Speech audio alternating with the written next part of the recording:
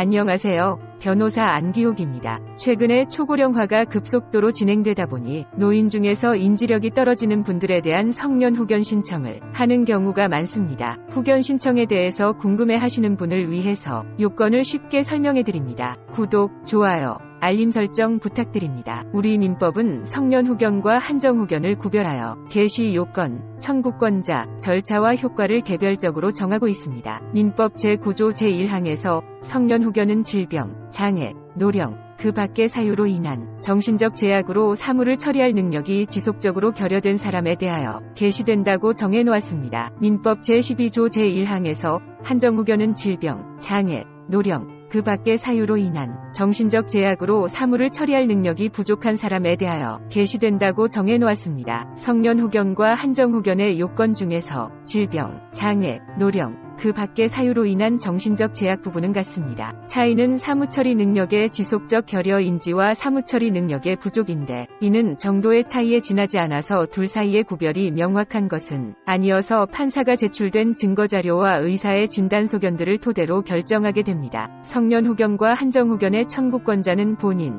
배우자, 사촌 이내의 친족, 미성년 후견인, 미성년 후견 감독인, 특정 후견인, 특정 후견 감독인, 검사 또는 지방자치단체의 장과 같이 대부분 동일하나 한정 후견인이나 한정 후견 감독인은 성년 후견의 개시를 청구할 수 있고, 성년 후견인이나 성년 후견 감독인은 한정 후견의 개시를 청구할 수 있도록 하고 있는 것이 다를 뿐입니다. 성년 후견이 개시되면 후견인은 피성년 후견인의 법률 행위를 원칙적으로 취소할 수 있습니다. 한정 후견이 개시된 경우라면 성년 후견과는 달리 피한정 후견인은 유효하게 법률 행위를 할 수 있는 것이 원칙입니다. 다만 예외적으로 가정법원이 피한정 후견인의 행위 능력을 제한할 수 있습니다. 성년 후견이나 한정 후견에 관한 심판 절차는 가정법원이 당사자의 주장에 구속받지 않고 후견적 입장에서 한목적적으로 결정할 수 있습니다. 이때 성년 후견이든 한정 후견이든 사건 본인의 의사를 고려하여 개시 여부를 결정한다는 점은 마찬가지입니다. 따라서 법 규정 내용이나 입법 목적 등을 종합하면 성년 후견이나 한정 후견 개시에 청구가 있는 경우 가정법원은 청구 취지와 원인,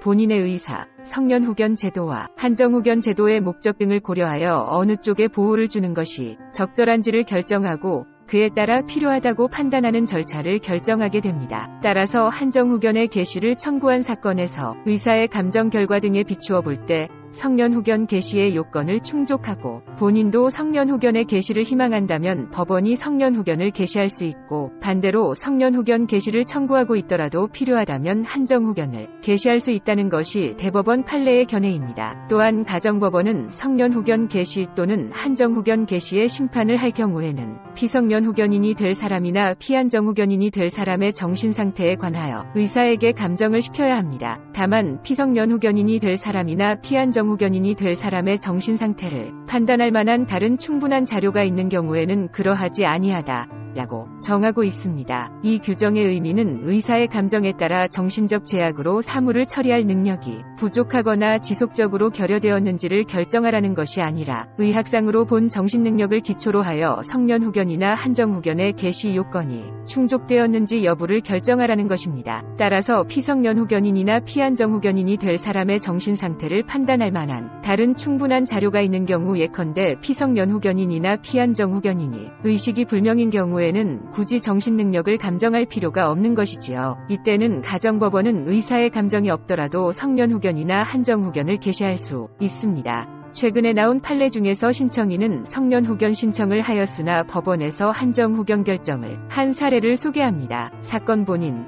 여기서 사건 본인이라 함은 피후견인을 지칭합니다. 2018년 5월경에 보건소 치매안심센터에서 치매선별검사 MMCEDS를 받았는데 총점 30점 중 15점이 나왔습니다. 사건 본인은 2018년 11월경에는 혈관성 치매, 베스큘러 디멘시아 등 진단을 받고 대학병원에 입원하였습니다.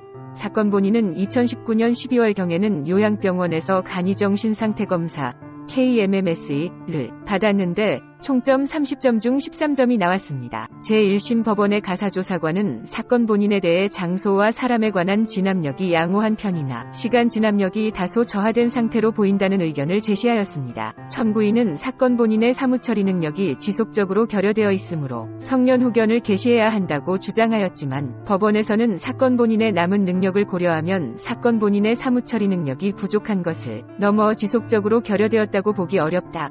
고 판시하면서 한정 후견 개시를 하였습니다. 가정법원의 재판 중에는 이와 같이 성년 후견이나 이혼 사건에서 재산 분할, 양육권자를 지정하는 경우 등에서는 일반적인 민사사건들과 달리 당사자들의 주장이나 입증에 구속되지 않고 법원이 직권으로 개입해서 증거를 채취하고 그에 따라 후견적 입장에서 결정을 내리는 사안들이 있습니다. 성년 후견이 받아들여진 사례와 받아들여지지 않은 사례에 대해서는 추후 업로드하겠습니다. 행복한 날 되십시오. 감사합니다.